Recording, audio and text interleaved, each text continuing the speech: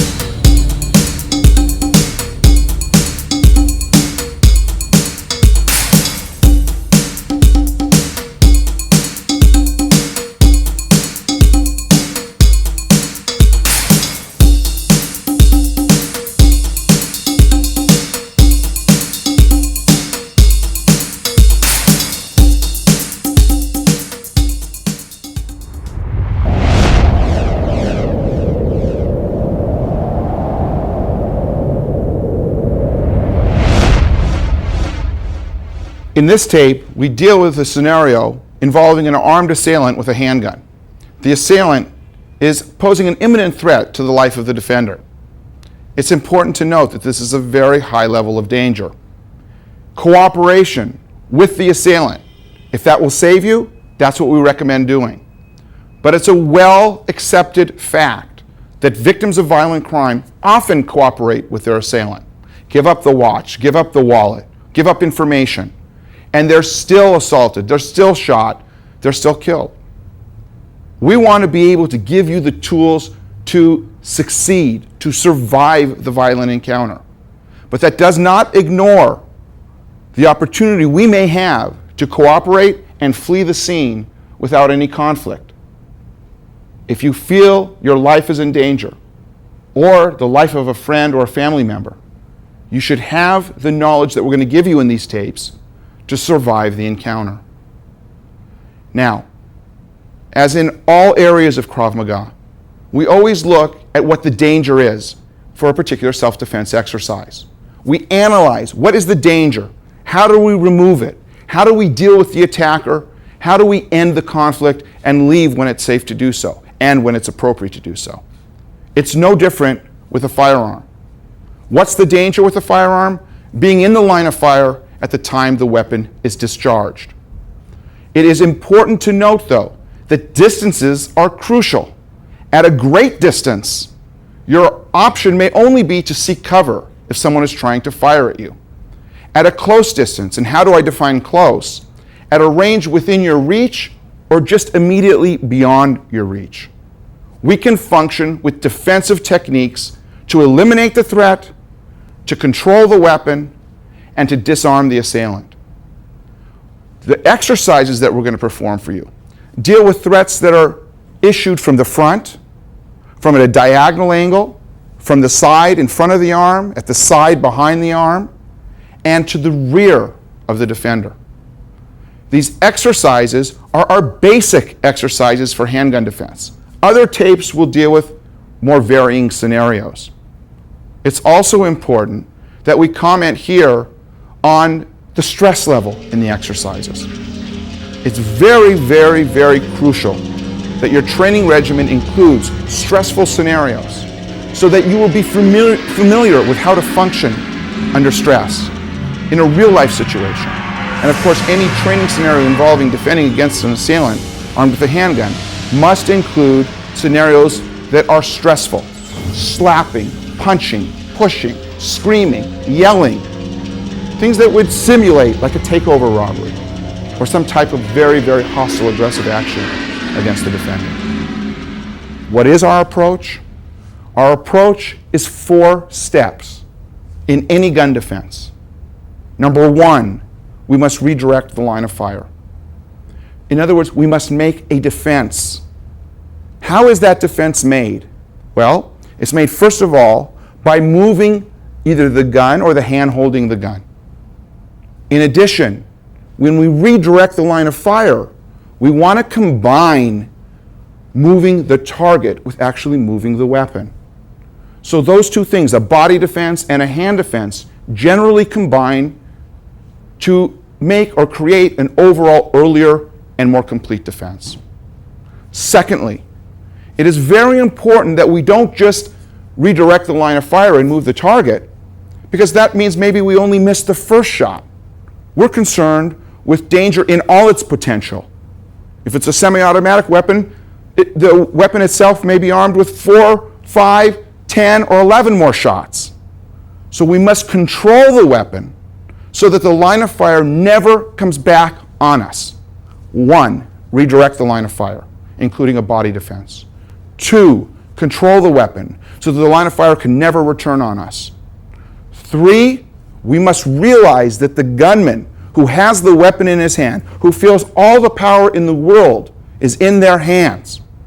Once you have defended, they will be fighting for their lives too. So stage number 3 is to attack the gunman with determination, very aggressively. We are fighting for our lives, and we must not forget that. Stage 1, redirect. Stage 2, control the weapon. Stage 3, to attack the gunman. And the final stage, if it's necessary, is to disarm the gunman. So in any exercise, we have 4 principles that are operating: the defensive principle, the control principle, the counterattack principle, and the disarming principle. That does not mean, however, that all of our exercises have 4 separate stages, separated by time. In fact, most of our exercises are performed in fewer than 4 stages, and the way the 4 principles are covered is that they are occurring simultaneous to one another in the exercise. When you analyze gun defenses, it's key in understanding the exercises to understand the difference between a detectable movement and a movement that is very hard to detect. One of the things that we're attempting to do in all of our gun defenses, and the thing that we accomplish, is that we're training people to react in the least detectable movement. The defense is made in the shortest possible line. And when the gun is removed from the target area, it is also removed in the shortest line off the body. People would sometimes analyze a gun defense or a moving of the hand, measuring the defensive movement against merely pulling the trigger. That analysis is flawed. That analysis would mean that any defense would not be effective against this type of scenario. And the truth is, defenses can be made against a live handgun. Why? If the defensive movement can be so long and all the assailant has to do is pull a trigger, how possibly can gun defenses work? Because there is a lag time, a space in time, separating the initial movement of the defender and the recognition and identification of that movement by the assailant. The gun defense should be complete by the time it registers in the brain and the brain analyzes, the assailant's brain analyzes that there's been an aggressive defensive move made to thwart the attack. Now, what is very, very important to remember is that all of our movements, again, must be made as small as possible, as inconspicuous as possible, without winding up, without stepping, without leaning, without telegraphing the defensive movement. Also, tactical considerations are taken advantage of. If there is an order, for instance, by an assailant to a victim, put up your hands, that assailant is expecting movement from the hands. And that would be the time to make the defense. You will see a number of situations where we take advantage tactically of the scenario that the assailant has laid out for us. But remember, always make the least detectable movement in the shortest distance possible to the weapon, create the earliest defense possible with movement, and also remove the line of fire from your target area, from you, in the shortest line off the body.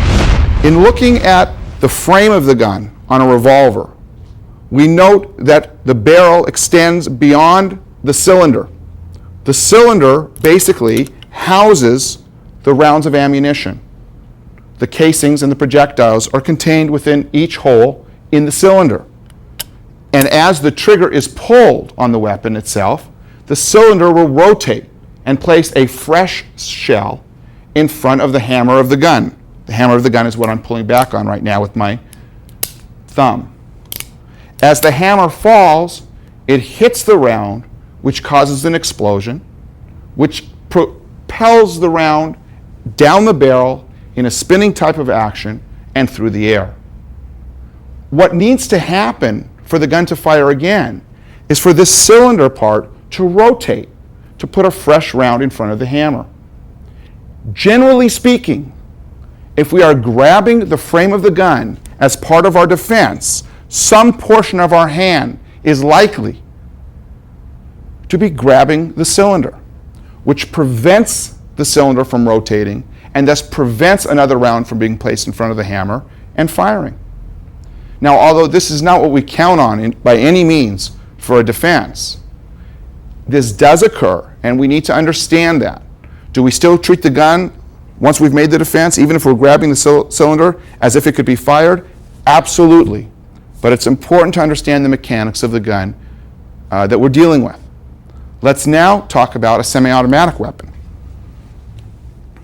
In this position, we deal with the semi-automatic weapon. From here, it is a flatter gun. Revolvers are often referred to as a wheel gun because of the cylinder. A semi-automatic gun is often referred to as a flat gun. And what's the distinction? Is that there is a space for a magazine. That magazine is loaded with rounds of ammunition. That magazine is placed up into the grip or handle of the gun, and there is a slide at the top of the weapon that can be activated. That activation takes the first round at the top of the magazine and places it ready to be fired in front of the hammer of the weapon. In this situation, if we grab the slide area of the gun in a defensive motion, if we grab the slide area of the gun in a defensive motion, the slide will not be able to cycle another round because the slide will be restricted in movement, which will prevent it from cycling another round to be fired. Now, in discussing the two types of weapons, generally the semi-automatic handgun and the revolver, we have shown you real weapons. We do not use real weapons in the training. A number of accidents occur every year, people training with real guns and gun disarming techniques, resulting in death or serious bodily injury to the participants.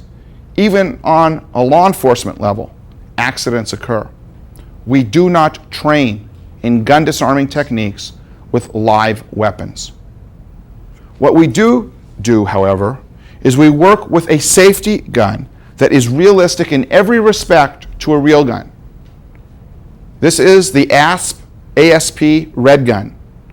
This manufacturers weapons in all different shapes and sizes for just about every weapon, according to the specifications of the gun, according to the weight of the gun. It feels real, and it is not, of course, capable of being fired. This is a safe, realistic weapon, and this is the weapon that should be used for gun disarming training.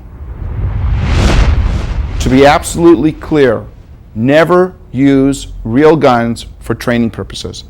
Even if you feel that the gun is unloaded, we stay away from real guns. We use safety training guns. The ASP Red Gun is what should be used for absolutely safe training.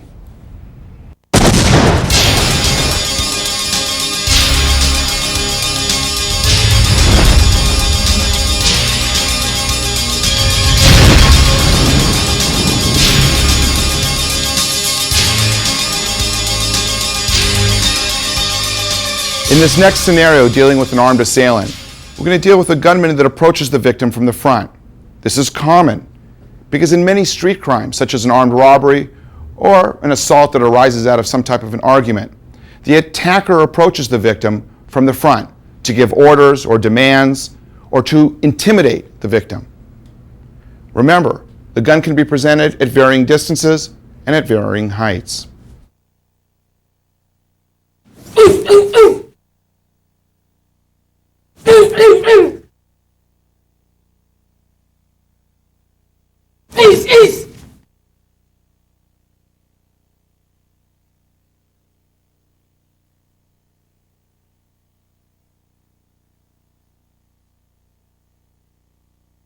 In this view, we examine the stages of the exercise. In the first stage, Marnie is redirecting the line of fire while making a body defense. It's extremely important to note that this first defense is led by the hand. The hand defense leads the body defense. In addition, while speed, of course, is a very important element in any type of defense or attack, it is very important that this movement be highly undetectable. The less detectable the movement is, the less likely the gun will be fired in your direction or moved from your ability to defend against it. This next view depicts the gun being presented to the center of Marnie's chest. Marnie's left hand is coming in the shortest possible line to the gun. She's redirecting the line of fire. Notice how her right shoulder leaves the target area, completing the body defense.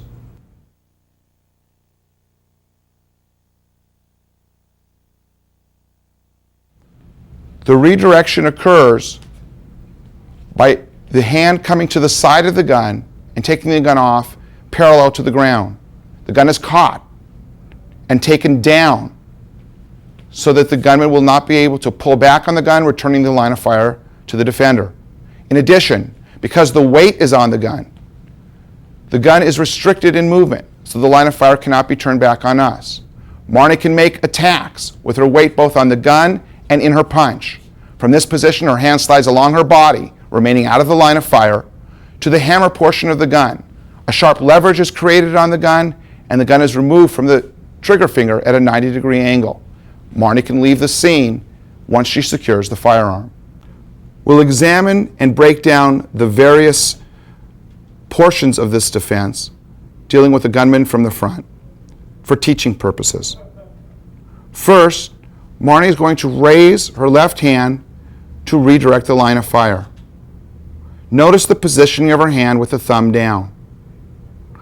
This will allow the gun to go off in a straight line. Marnie's hand will approach the gun from the side of the gun. This is to ensure that the gun is not raised or lowered in a diagonal line, which would be longer along her body. The longer the line is, the line of redirection, the longer the gun will remain on the defender. It's important to take the gun off in the shortest distance possible. Also note that Marnie is making the most direct line to the gun. There's no swinging of her arm. There's no leaning in her body that precedes or telegraphs the defensive movement. The next stage is Marnie making the defense and grabbing the gun and straightening her arm. Her body defense is complete. Her right hand is up and ready to punch. At this point in time, the third stage occurs.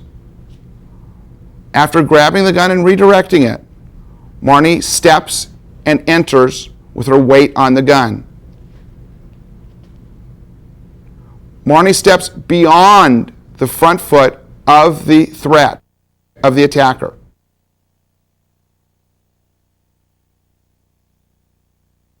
She goes in deep at a slightly diagonal angle so that her right hand is lined up with the target area on the attacker's body. From this position, Marnie makes this third stage and pauses. Notice that her arm is straight. Her weight is forward on the gun, restricting its movement. Her right hand is up and delivers a punch. It should be noted this punch is delivered while Marnie is in movement to ensure maximum power.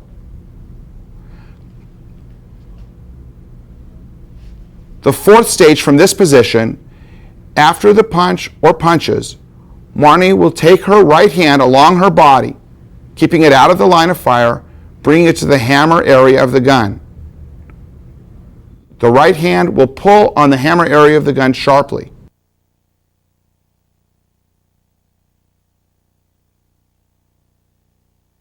The left hand also contributing to creating leverage on the weapon. The gun will be turned to a 90-degree angle.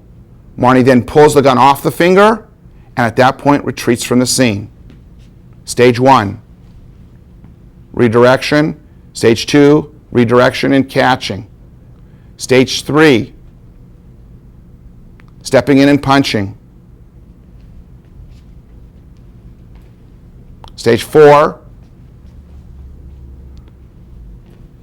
taking the gun and leaving the scene. Consistent with all of our principles in Krav Maga, it is important that we have a technique that can be applied in varying circumstances. Here you see the gun was actually touching Marnie's chest. Also, the gun can be placed at an intermediate range aimed at the chest. It can be placed at a rather far distance aimed at the chest. Of course, the gun could be placed in the middle of the torso, touching, intermediate range, further distance, at the stomach level, touching, intermediate range, further distance. It is also possible for the gun to be placed touching the head. At this position, it's important to note before Marnie makes the exercise that the body defense that was being made for the torso, that's at the shoulder level or below, was different than the body defense that's being made here when the gun is at the head. As Marnie's hand is rising, the gun will still be placed on the head, but her head leaves the gun, creating the body defense, going in to make the defense, counters, and takeaway. That was with the gun touching. The gun could be placed at an intermediate range at the head. Marnie makes the same defense, removing the head from the line of fire. And of course, at a further distance, the head moves off, the defense is accomplished. This allows one principle, our gun defense from the front, to apply to a variety of circumstances. This enables people to be brought to a high level in a relatively short time.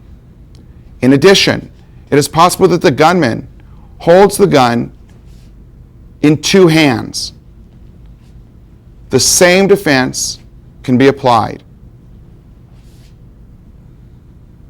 The same takeaway also can be applied.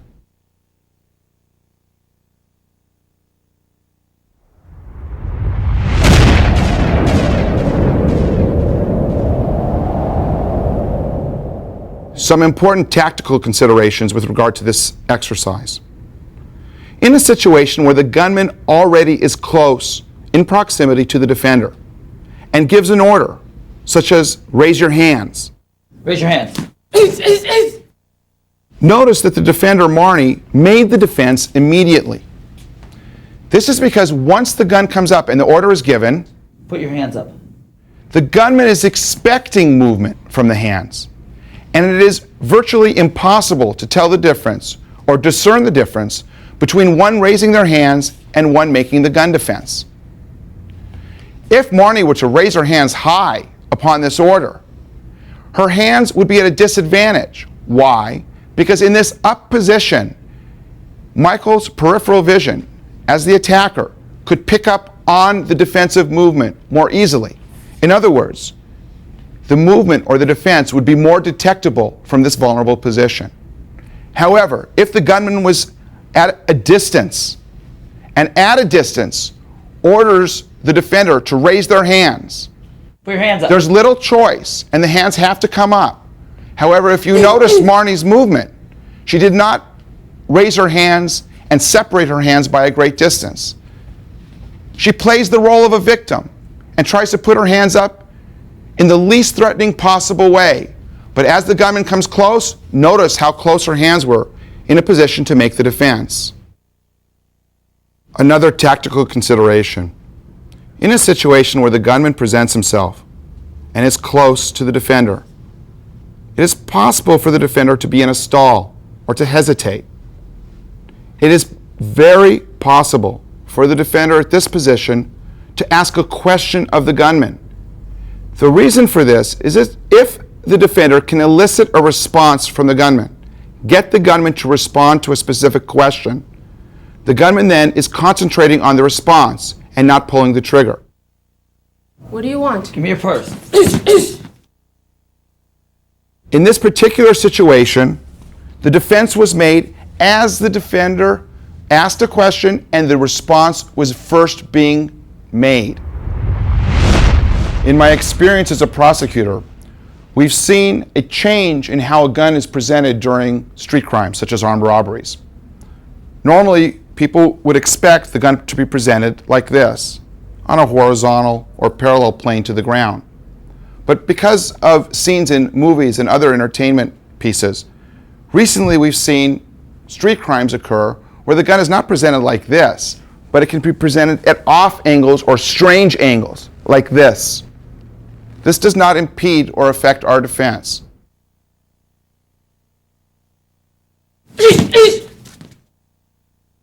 In this exercise, up to this point, you've seen Marnie use her left hand to redirect the line of fire.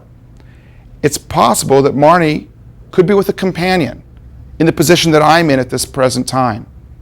If Marnie were to redirect the line of fire using her left hand, it would place her companion in the line of fire. This exercise is interchangeable, meaning that she can use her right hand to make the gun defense, deflecting it away from herself and her companion. In addition, if the gun is placed at off a center line position, again, she could use her right hand where appropriate to take the gun off in the shortest distance from the body. This subject area will be covered in more advanced gun takeaway tapes.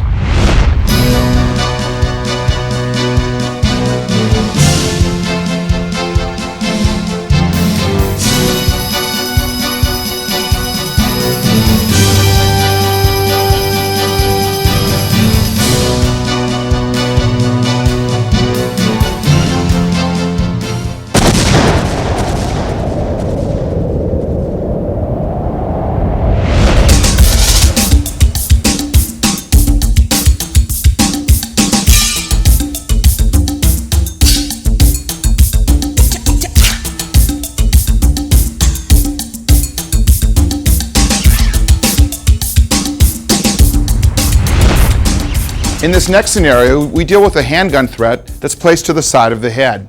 The defensive principles in this particular exercise we've already seen in the gun defense exercises when the gun was placed to the front of the body.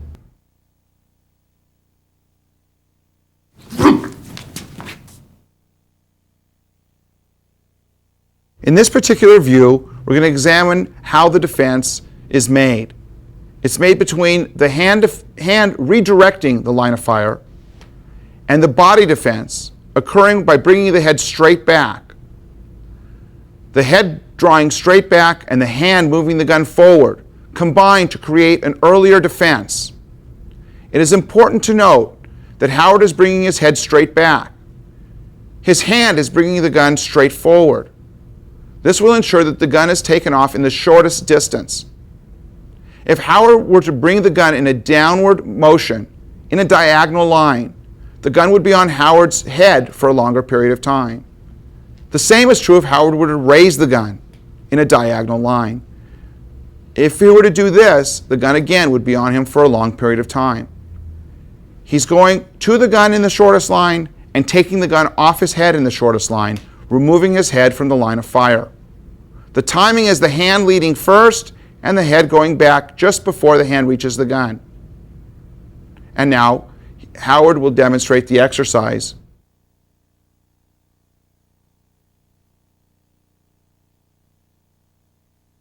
For teaching purposes, we'll break this exercise into its various stages. Howard will rotate so you can have a view of the exercise. Stage 1, we practice by simply keeping the head in place and bringing the hand up. Notice the line, how Howard's hand and fingers approach the side of his head. The hand comes up almost behind his ear, and he just practices flicking the hand forward. Fingers outstretched, palm forward. This is how the gun will be grabbed. Second stage is just to work on bringing the head straight back.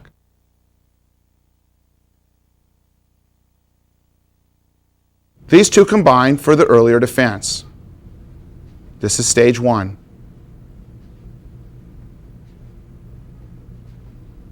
From here, the gun will be caught, and from this position, the gun will be brought down as Howard turns his shoulders towards the attacker, stepping and entering to give an attack.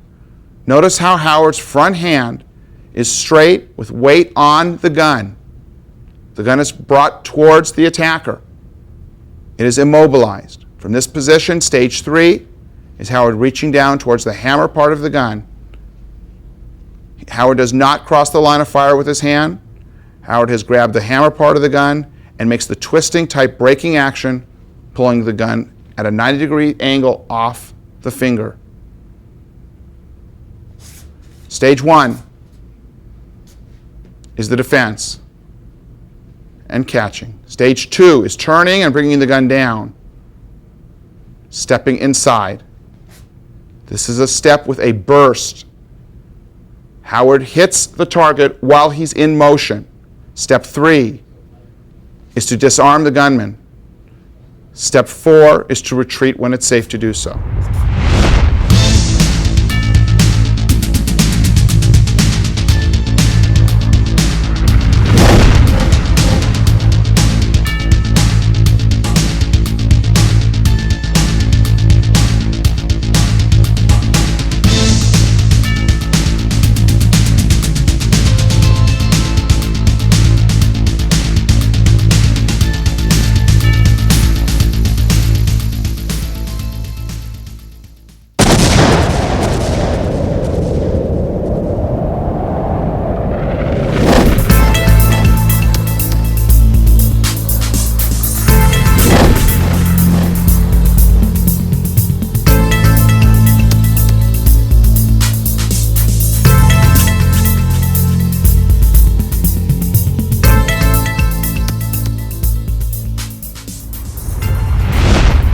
An attacker approaches you again, this time with a gun, but he wants to conceal his identity.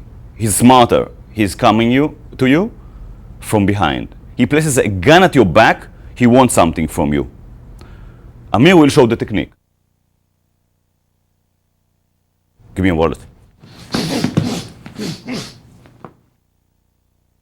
Your hand motion leads the body motion, and the strong turn, grabbing while delivering an elbow horizontal inward and forward.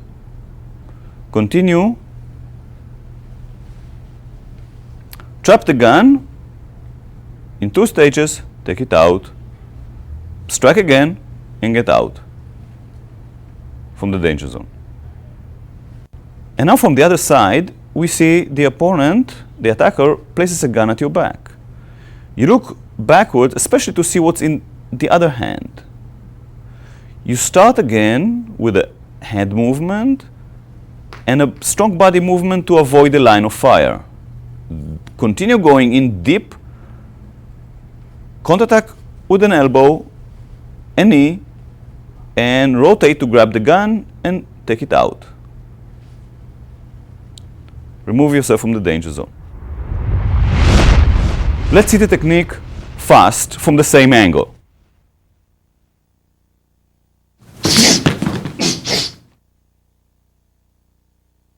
Let's see the technique fast from the other angle.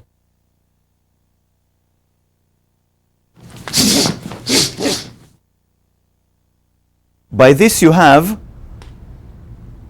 a redirecting of the line of fire and avoiding the line of fire. You go in deep and trap the opponent's forearm with a hook-like with your palm, with your hand. So he's forearm is trapped between your forearm, biceps, shoulder, chest, and hook hand.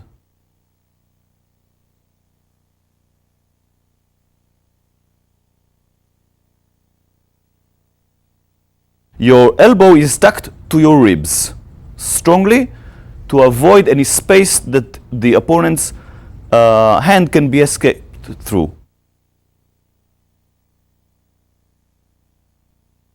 We see how Amir is avoiding the line of fire while redirecting it also.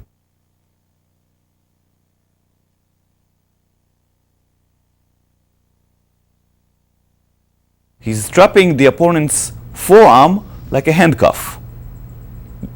It cannot move. After the elbow strike, you give a knee kick. Note that Amir's front leg, his left leg, his advancing leg, is very, very close to John's body.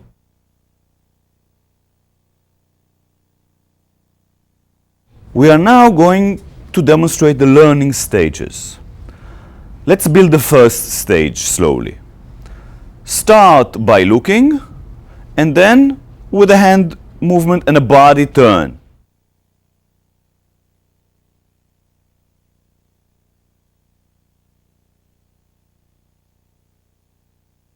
Now we continue, sending the palm of the hand forward while advancing towards the opponent.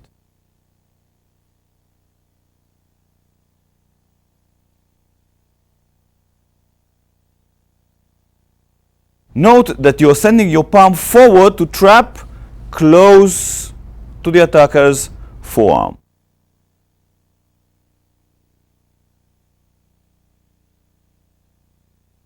Now we are doing the whole first stage, which is with delivering the strong elbow.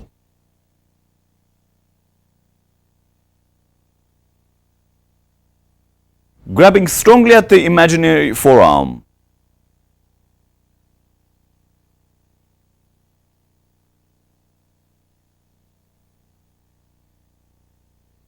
Now the next stage is grabbing and giving a knee.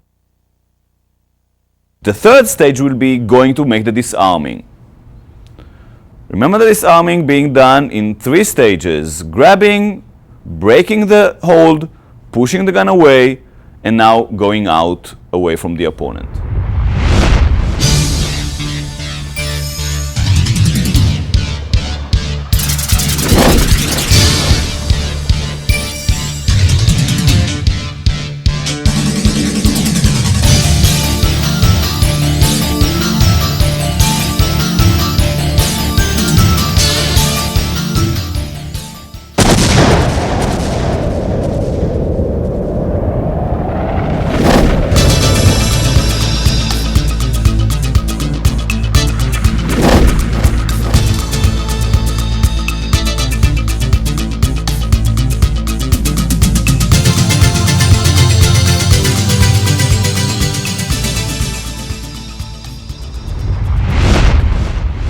We see now a pistol pressed against your side behind the arm. We see the technique that Michael is performing against Sam. It resembles very much the technique from the back. It's really a variation on it. So you start with a hand movement with the deflection and enter as close as possible to the opponent. You continue with an elbow strike, a knee, other counterattacks as needed, and then disarm and move back.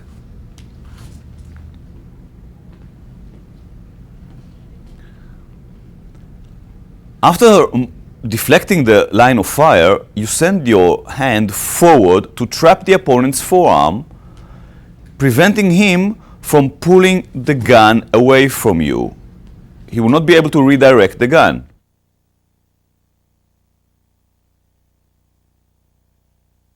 Step close to the opponent. Deliver a horizontal elbow forward and inward. Before the gunman manages to fall down, trap him, give him a knee. Then turn yourself, grab the gun with the palm facing down, thumb to you. Break the hold on the gun in one strong motion, then push the gun away from the trigger finger. Remove yourself from the danger zone while attacking as needed.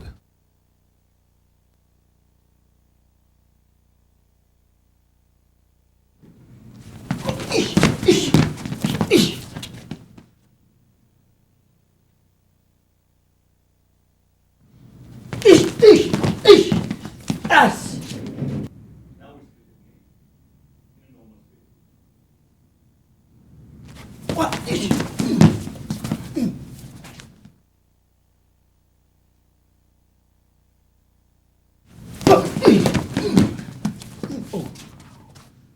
Note at Michael's deflection of the weapon and the hand of holding the weapon, then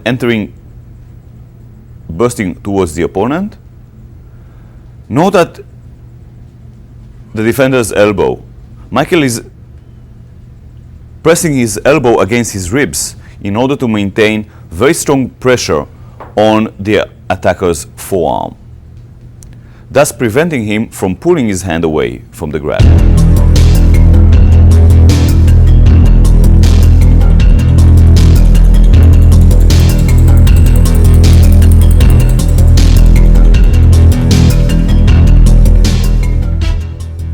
Let us see how the exercise evolves and how we teach you this technique. First, start with the hand movement backwards. Then continue, it's a hand movement and turning the palm. Now we add a step, strong and big step towards the opponent. Be ready to give an attack. And now a full defense and a counter attack.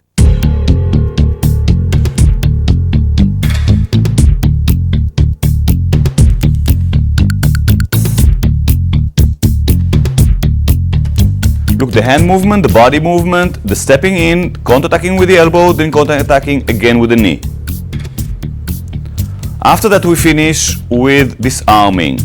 Grabbing the pistol, turning it about 90 degrees to the palm, pushing it away from the hand, and striking, and then moving away from the opponent.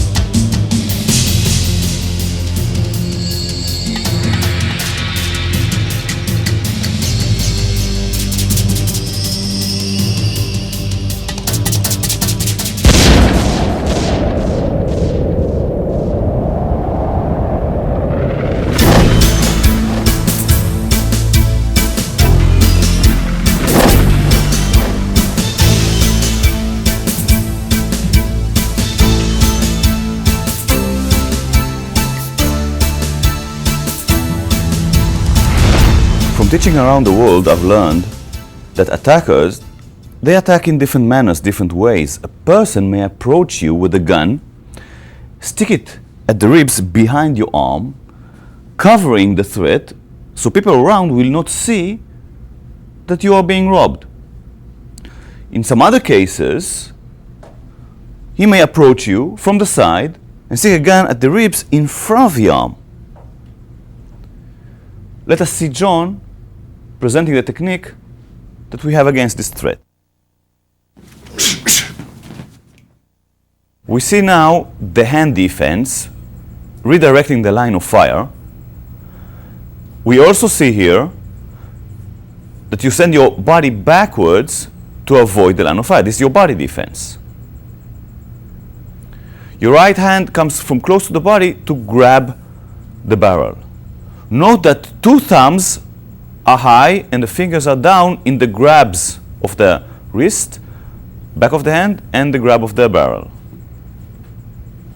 As John continues with the technique, you see the rotation of the barrel towards the opponent and under his forearm. This will disarm the opponent instantly. Beware not to bring your right hand in front of the line of fire.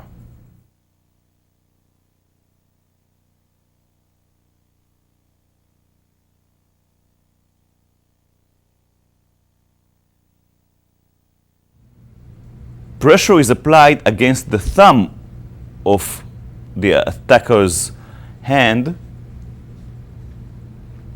thus removing the gun very easily from his hand. Note the way John is deflecting and grabbing the attacker's wrist and back of the hand. This will eliminate the attacker's ability to redirect the line of fire towards your body by turning the gun towards you. Let's learn the technique by its stages. First, we will isolate the hand movement, sending your palm back and up and then forward to push the gun hand away. Now we will add the other hand, coming close to your body, grabbing the barrel. Like with this, we send the body backwards. Now we add, for the first stage of the defense, the step strong towards the opponent. With this, we remove ourselves from the danger zone, coming by the side or behind the gun. After fulfilling this stage, we go to the next stage, which is turning very strongly, pushing with the right, pulling with the left hand, sending our shoulder towards the opponent's shoulder, the shoulder that the hand is holding the gun. After 1 and 2, we continue with the knee as we disarm completely, and then with other counter-attacks as needed, and remove ourselves from the danger zone. Let us see this again. This is the first phase, the second stage, the third stage, and other counter-attacks and move from danger zone.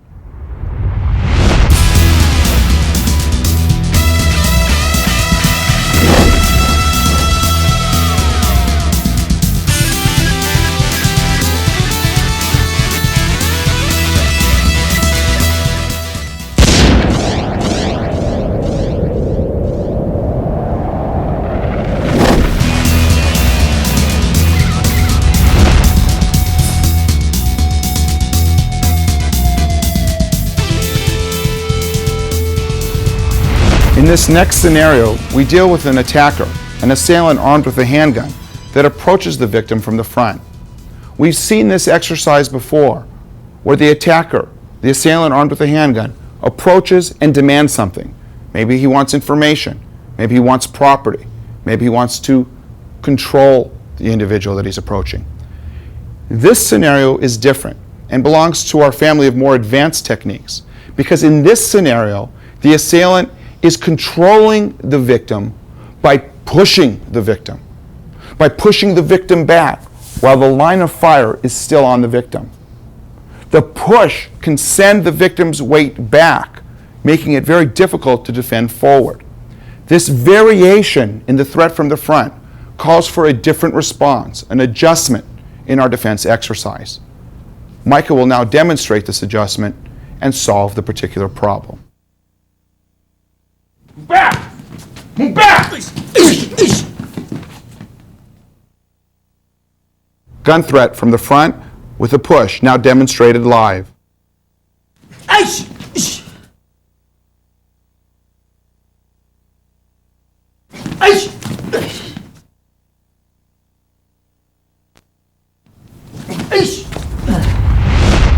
Mike will now only demonstrate from various angles just the redirection of the pushing hand in the smallest possible movement. Michael keeps his hand close to his body as he's turning to make a body defense in relationship to the gun. His hand stays close to his body as he redirects the push just before it reaches him.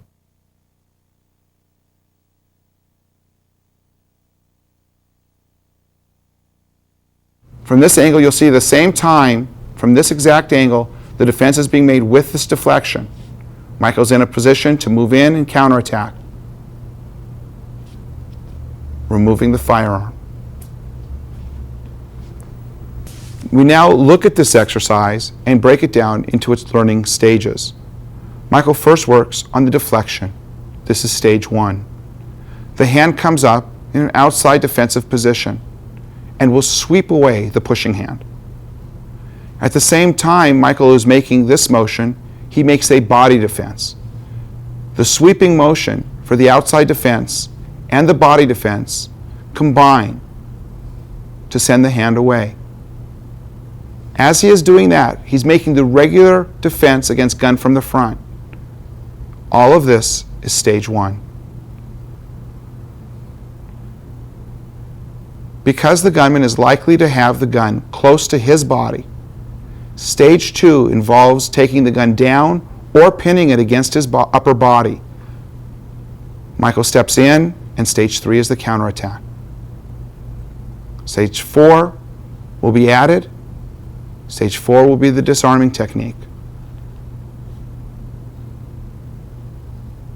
Michael removes the gun and leaves. Stage 1, the deflection, the catch of the gun. Stage 2 is trapping the gun against the body of the assailant, stepping in for stage 3 with the punch. Stage 4 is disarming and retreating from the scene. From the side view, 1, 2, and 3, disarming. From the other angle, 1, 2, and 3, disarming.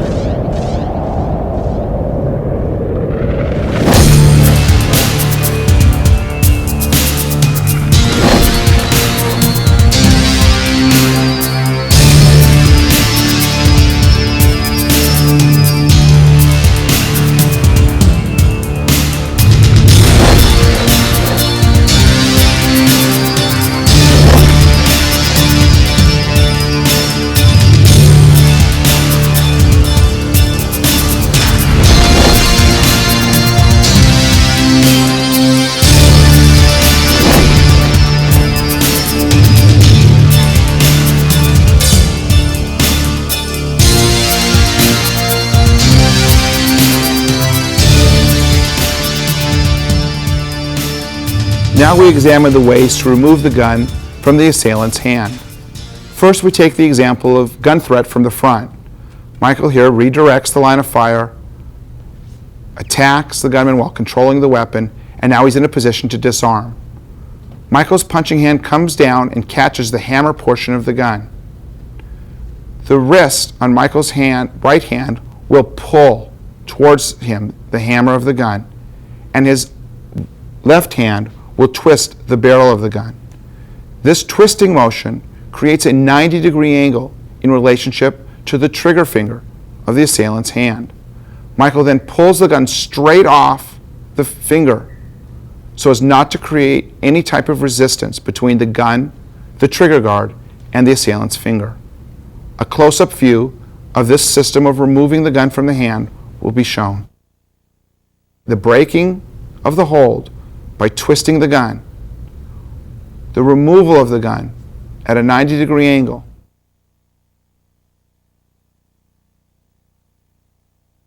the break, the take. We now examine gun threat from behind. In this position, again, the rotational turn of the body creates the defense. Michael is controlling the gun by trapping it against his chest, by completely surrounding it with a bent fist, wrist, straight forearm, and elbow being held in a down position. Michael reaches and catches the gun. Again, from that position, repeat the grabbing. As he goes to the gun, he can pivot, and his pinky is up, his thumb is down. Again, watch how the hand approaches the weapon.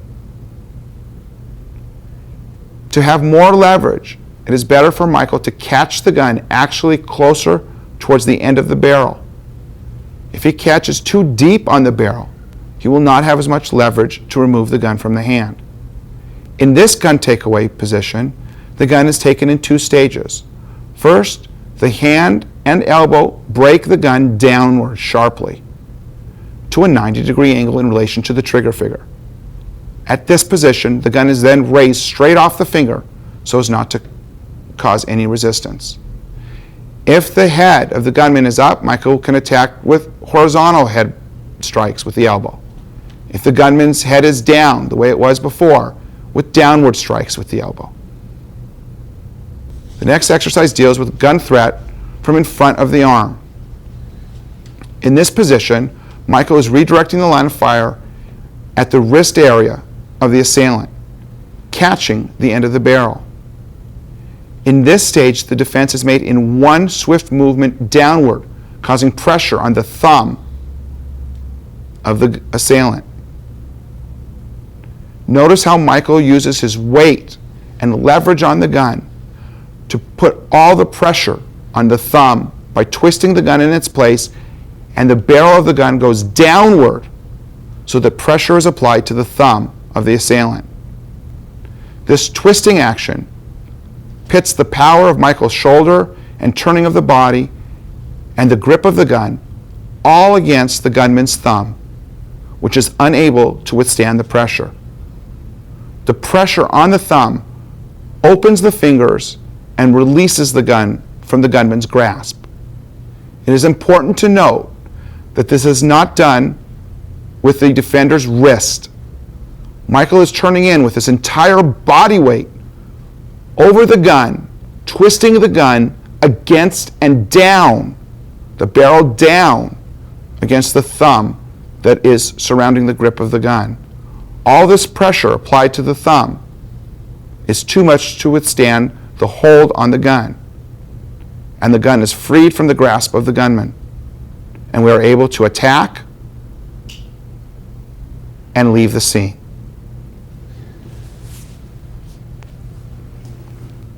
We now examine gun defense from in front of the arm when the gun is held in the right hand in front of the right arm of the defender. The defense is essentially the same as we've seen.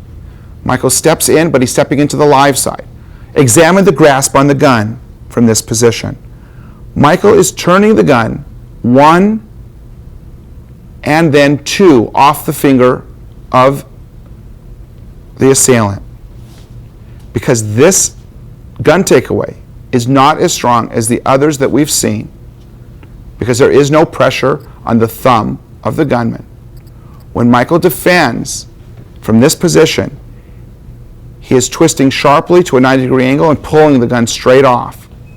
It is also possible for Michael to issue counterattacks at the time he's making the disarming. This is to ensure a more rapid defense without resistance. We place the concentration somewhere else on the body rather than in the strength of the hand. But yet, on its own, the leverage that's provided is strong enough to easily remove the gun from the hand. Note where Michael's hand is on the barrel of the gun. The leverage is increased the further out on the barrel that Michael places his hand, in this case his left hand. The other hand pulls in as he makes the twisting motion, slightly downward and back off the trigger finger at a 90-degree angle, removing it from the assailant's grasp.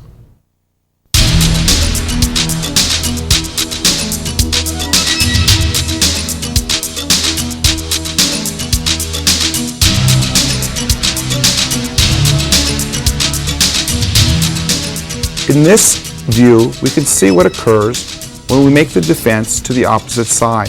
Here, the gun is held in the right hand on Michael's right side behind the arm. Michael makes the turning defense, strikes, secures the arm, and now is in a position to disarm. From this position, he's breaking the gun down again against the thumb and then lifting the gun off the trigger finger. Trigger finger is inside the gun. The gun is broken down against the thumb and lifted off the trigger finger. From this position, Michael can counterattack. Note that because of the relative position between the defender and attacker and the control that's afforded in this case, the trapping of the gun, Michael turns to the gun quickly. When he breaks the gun, he's breaking it in a downward motion against the thumb, which opens the fingers of the gunman. Now he lifts the gun off and can strike with his elbow or even the weapon itself, if appropriate, and can remove the gun from the scene.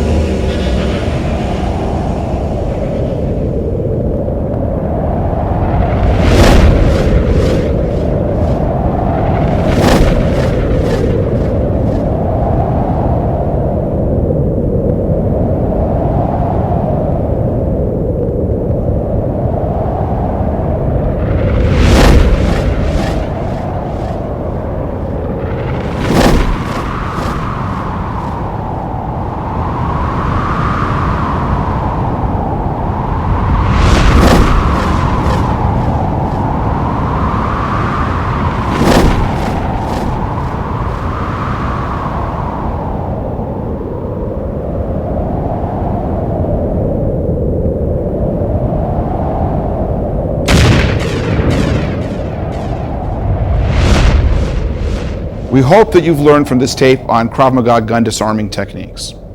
We'd like you to keep in mind a few things. 1, safety and training. Make sure you are using only proper safety training devices.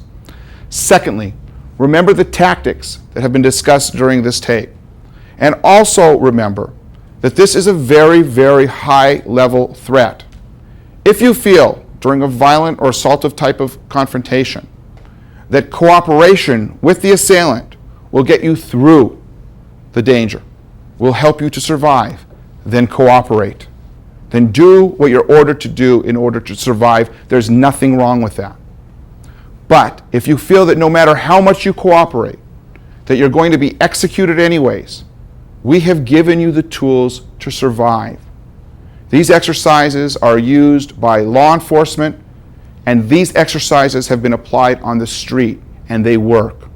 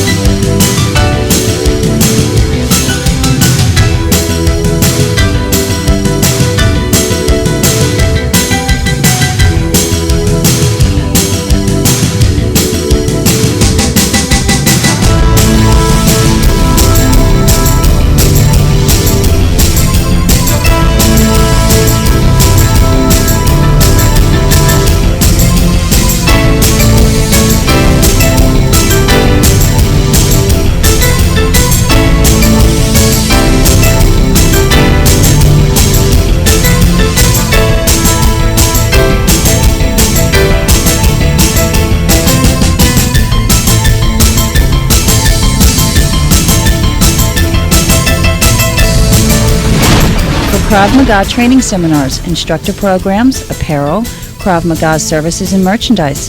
Visit our website at www.kravmaga.com.